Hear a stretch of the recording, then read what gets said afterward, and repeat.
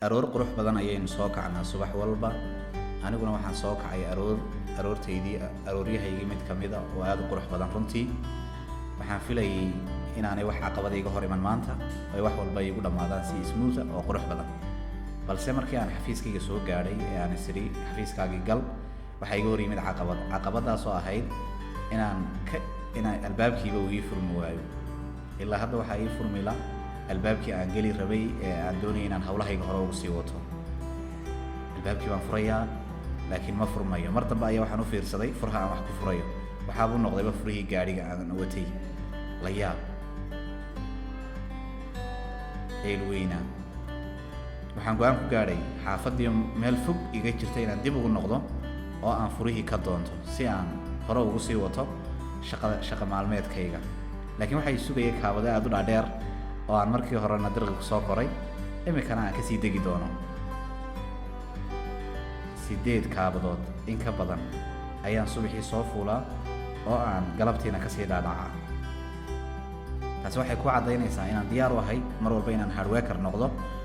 laakiin mararka qaar waxaa kugu dhacaya waxyaaba aan adiga kula sii tashan oo kaa hor imanaya inta aad ku dhex jirto shaqadaada maalinlaha. waxaan hadda dib u soo helay furahaygii, isla markaana waqti dheer hayga qaadato, laakiin waxaan kusoo guulaystay inaan soo helo furihii.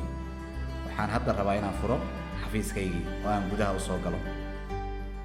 maasha allah, alxamdulilah, hadda waa ii furmay xafiiskii. waxaanan hore usii wadan doonaa shaqadii ii hortaallay iyo hawshii aan doonayay inaan qabto maanta. soo dhow wiilaya xafiiskii. waan ku soo dhawaaday xafiiskaygii iyo kursigaygii. waxaan hadda kombiyuutarkaygii iyo hawlahaygii baan la soo baxay. waxaan diyaarinayaa inaan guda galo diyaarinta barnaamijkii aan maanta soo gelin lahaa channelkayga. aniga oo wada barnaamijkii dhexda kaga jira ayaa waxaan dareemayaa caajis, daal iga muuqda, iyo weliba shaqada oo aanan si fiican u wadin. waxaan dareemay inaan saacad weyn ku dul fadhiyey laakiin aan weli caajisanahay. caajis fara badan baa iga muuqda. waan daalanahay, mana garanaya halka layga haysto. waxaan fahmay in ay muhiim ii tahay inaan wax qoro. buuggii ayaan soo qaadanayaa hadda. waxaan soo qabsaday buuggii anigoo u diyaar garoobaya inaan qoro mawduuc aan galabta doonaya inaan duubo. mawduucii markii aan qor islahaa ayaa waxaan si kediisa u waayay qalinkii hor yaalay. waan raadiyey, miiskaan ka eegay, miiskii baan ka waayey. waxaan u kacay inaan boorsadii ka baadho. boorsadii baan hadda ka baadhayaa qalinkii aan watay. waxaa laga yaabaa inuu ii dhow yahay laakiin aan anigu arkay. markan oo kale weligaa ma kugu dhacday sidaan qalinkii u baadhayay ee aan boorsadii uga waayey ayaan jeebadahaygii gacmaha geliyey. waan yaabanahay, qalinka halkuu ka baxay. jeebadahaan ka baadhay ilaa iyo hadda ma arkayo qalinka meeluu maray, miyuu duulay, ma baalal buu yeeshay, ma anigaa la isku dhaxaystaa. mar dambe waxaan arkay qalinkiiba inuu dhegta ii sudhayay. aad baan isula yaabay. alxamdulilah baan idhi, ilaahay ii soo dhaweeyey ama haddaa iskale. anigana markii hore iga qariyey. qalinkii ayaan soo qabsaday. si degdeg ayaa waxaan ugu fadhiistay inaan mawduucii qoro. buuggii ayaan soo qabsaday. sidii aan ugu dhex jiray ee aan u qorayay buugga ayaa mar keliya waxa aan dareemay haddana caajis ifuulay. waan joojiyey qoraalkii. waxaan ka fikiray ma u baahantahay inaad telefoon dirto. halkii aan telefoon ka diri lahaa ayaa waxaan si kedisa u dhex galay facebookii. waan baadhay, waan dhex galay, waan raadiyey, waan baadhay.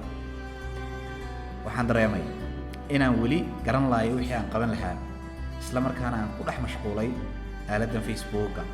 sikadiisa ayaan telefoonka iskaga dhigay anigoo markaa u dhaqaaqay inaan qoraalkayga sii wato. ma kula tahay inaan dhammaystiri doono? aniguba ma ogi, bal aynu isla eegno. qoraalkii baan dib u bilaabay. haddana waxoogaa markii aan waday qoraalkii ayaa haddana waxaan dareemay caajis isii fuulaya mar ka dambaysa. waxaan isku dayay inaan jidhka kala bixiyo, jidhka baraarujiyo, oo aan exercise sameeyo, oo aan jimicsado, si fiican aan jidhka u kala bixiyo. ilaa hadda waxaan dareemayaa culays fara badan. waxaan isku dayay inaan istaago oo aan jidhka haddana si aad u baraarujiyo, oo jimicsi sameeyo. waxaase laakiin ilaa hadda ii muuqata inaan culayskii iga degin. dib baan ugu soo noqday computerkii, mobilkii ayaan ka shaqaysiiyey. waxaan isku dayay inaan garaaco qof asxaabtayda ka mid a balse aan caajisa iskaga duuliyo oo arrin dhex yaalay aan ugala hadlo. ilaa hadda koolkii baan sugayaa in layga qabto, si degdega layga qabtay. waxaanan runtii ka waraystay arrin dhex marayay oo aan doonayay inaan maanta dhammaystirno. meel fiican bay sheekadii noo maraysaa, waqti fiican baanan runtii ku bixinayaa. waxaan dareemay in telefoonkii aan ku hadlayay laftiisa ee aan waqtiga badan gelinayay inaan ku munaasib hayn inaan xilligan telefoon ku hadlo oo aan waqti geliyo. waxaan dareemay in waqti badan iga lumay. telefoonkii ayaan si degdega u dhigay. waxaan hore haddana ka bilaabay inaan isku dayo inaan isyar kala bixbixiyo, waayo caajiskii baa weli igu jira. weli waxaan dareemayaa inaan caajisanahay. waxaan dareemayaa in culays badan iyo daal fara badan i saaran yahay. ma garanayo goorta uu iga degi doono.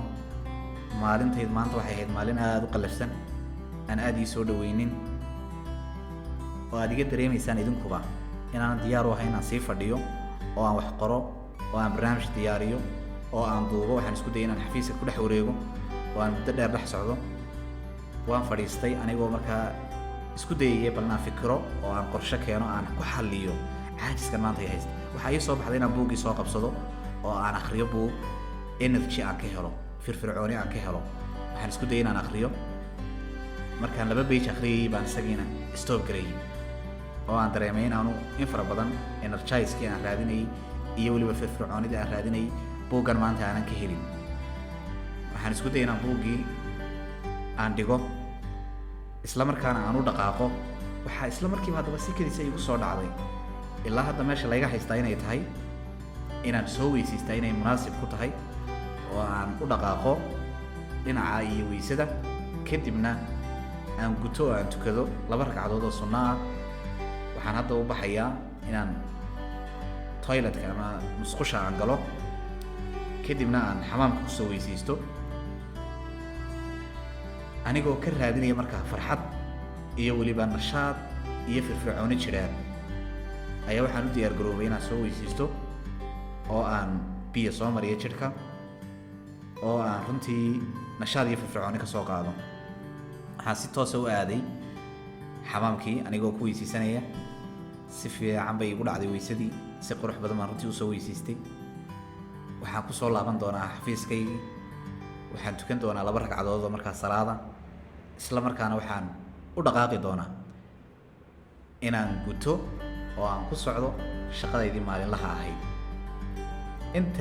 markii aan ka soo baxay haddaba weysadii ayaa waxaan raadiyay sijaayadii.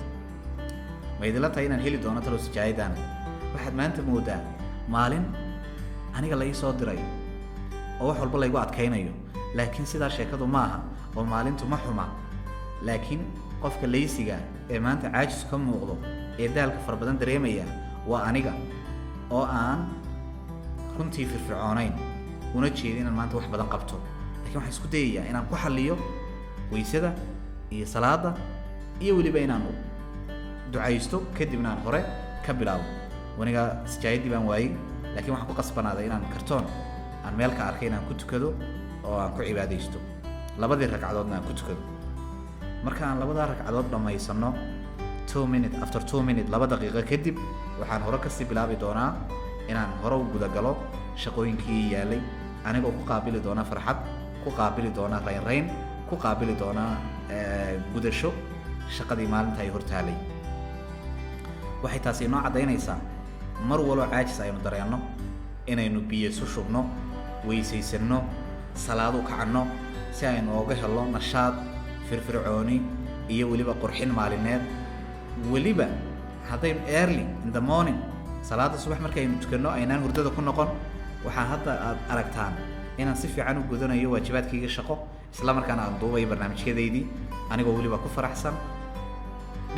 program dhiirigelin aan hadda qabsaday inaan duubo, waayo waxa maalintii aniga igu dhaca ayaan jecelahay inaan usoo gudbiyo dadweynaha.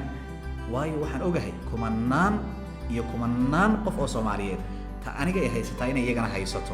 waxaan jecelahay mar walba inaynu caajiska iska saari karno, inaynu kalsooni darrada iska saari karno inaynu u diyaar garowno inaan isbeddel dhaba samayno oo aynu inagu nafteenna horumarino oo aynu inagu waqtigeenna maarayno isla markaana aynu ku qaabilno farxad iyo soo dhaweyn shaqadana aynu jeclaano waxaan hadda si toos ah u qaabilay ama si toos ah aan u garaacayaa ama si toos ah aan ula hadlayaa asxaabteydii mid ka mid a oo aan runtii xasuustay program weyn oo noo degsanaa